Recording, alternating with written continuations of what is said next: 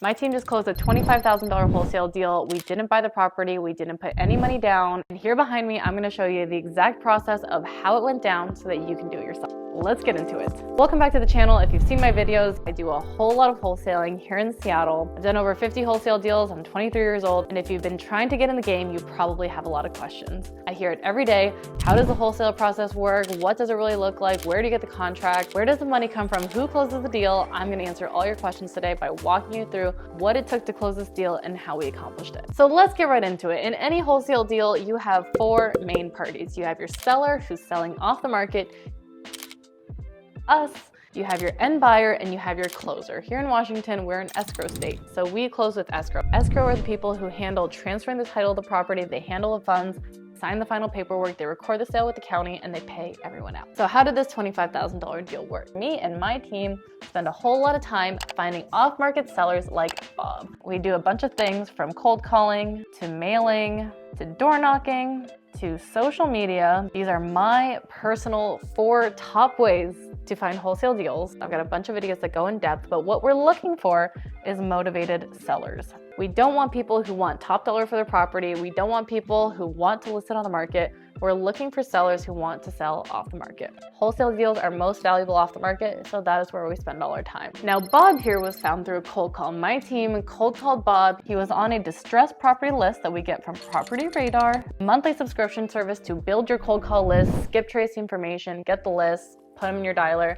go to town. My team cold calls 4 hours a day, looking for sellers like Bob. And the conversation went something like this. Hey Bob, just calling because we're looking to buy property in the area. Just curious when you might plan on selling. And then Bob's like, oh, actually I might be selling in the next few months. And then basically we're just like, okay, great, perfect. Can I come over and come see the property? Bob was a motivated seller and we set the appointment with Bob. Now Bob's house was not pretty. Bob's house was very old. It hadn't been updated since it was built in the 40s. The roof was in disrepair. It had holes. The windows were cracking. There was trash in the yard and clutter, and the whole house was basically falling apart. Bob was not in a great situation. We came over, we saw Bob's house. We asked why he was selling. He's planning to go down to Florida. All he wanted was to cash out on his house and move down to Florida. That looks like Florida, right?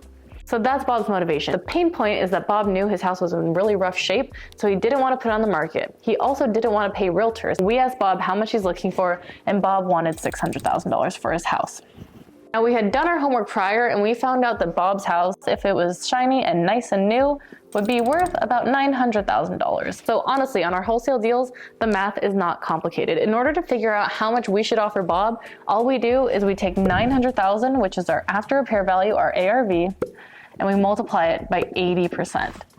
900 times 80% is 720,000. Once we get to the house, we're gonna take 720,000 and we're gonna subtract the rehab costs. We knew from county record that Bob's house was 2,000 square feet, and so we can kind of estimate a range of rehab to get what we think our offer would be. For a 2,000 square foot house, I would go anywhere from 80,000 to 100,000. On a 2,000 square foot house that's very old, this is probably what the rehab cost is gonna be. If it's a 1,000 square foot house, it might be closer to 40 to 80,000. You can get rehab costs from contractors. You can get rehab costs from investors that you're showing the property to, just asking for the feedback, see how much they think it's gonna be. But really, when you're totally new, going in with a range is absolutely okay. What you wanna do is always be on the conservative side, err on the higher side of the range. Maybe it's 100K. So if we go back to our calculation, 900,000 is our after repair value. We multiply it by 80%, which is our magic number here. We get 720, and then we subtract 100,000 in estimated rehab cost. That is 620,000. So if we can get Bob's house under contract for $620,000, then that is a pretty good deal. When an investor buys this property, after they fix it up, they're gonna sell it for $900,000. They're gonna have about 8% in selling costs because they have to list on the market and pay the realtor and blah, blah, blah after they flip the house. That comes to $828. They paid for the property plus our assignment fee. Let's say we tack on a $20,000 assignment fee. That's $640. So now we subtract $640,000 from $828.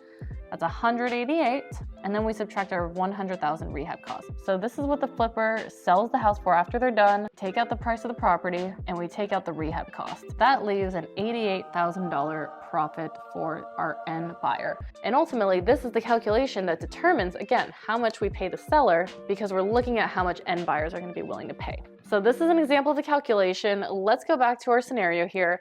Now we did the math and we found out that we should pay no more than $620,000 for Bob's property, and Bob is only looking for $600,000. So we are actually quite aligned here. Now the problem is, once we got to Bob's house and saw how much work needs to be done, that adjusted our rehab cost. Now that I know that and I have my 120K rehab number, so now we adjust. Remember, $720,000 was our base number. So all we have to do is subtract our new rehab number from our base number to get our MAO. 720 minus 120 is $600,000. So this was easy. We can meet Bob's price.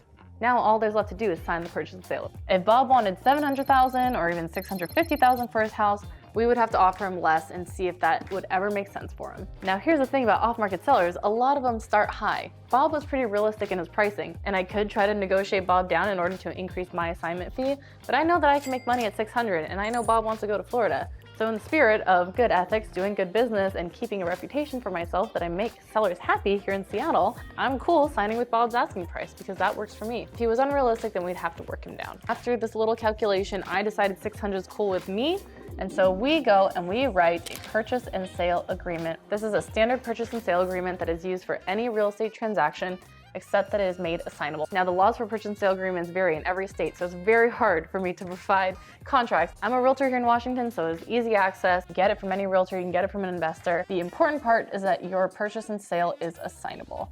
This means that you, as the buyer, have the right to assign the contract to another party for a fee. So I sign this assignable contract, the seller signs the assignable contract, and this goes to escrow. We take this contract to escrow. You want a wholesaler-friendly title company.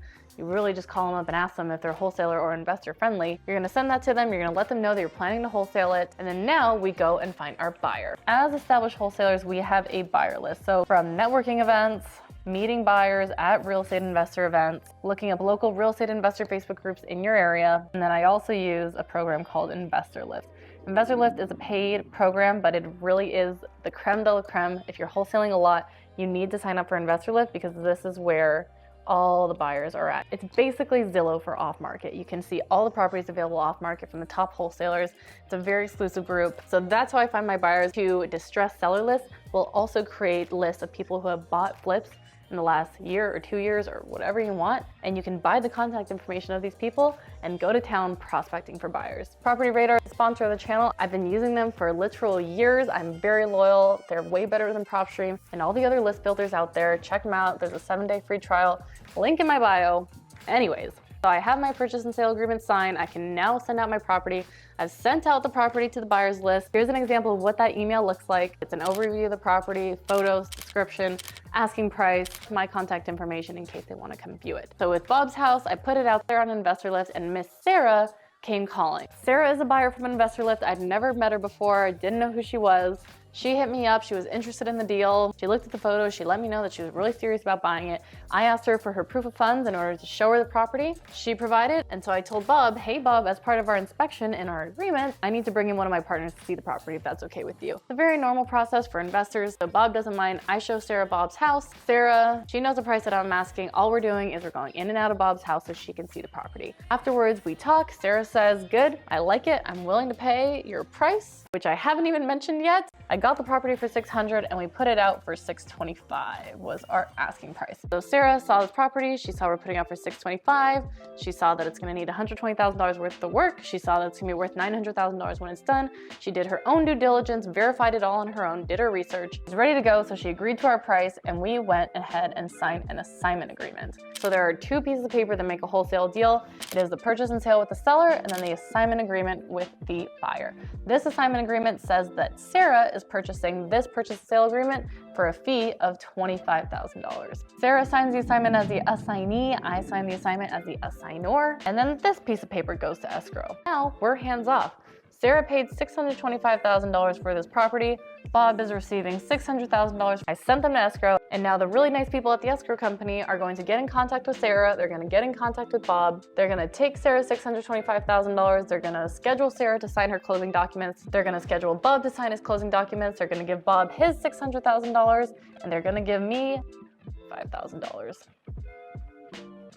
We signed Bob's contract on November 10th. We signed Sarah's agreement on November 14th, and we closed a week later on 11/21.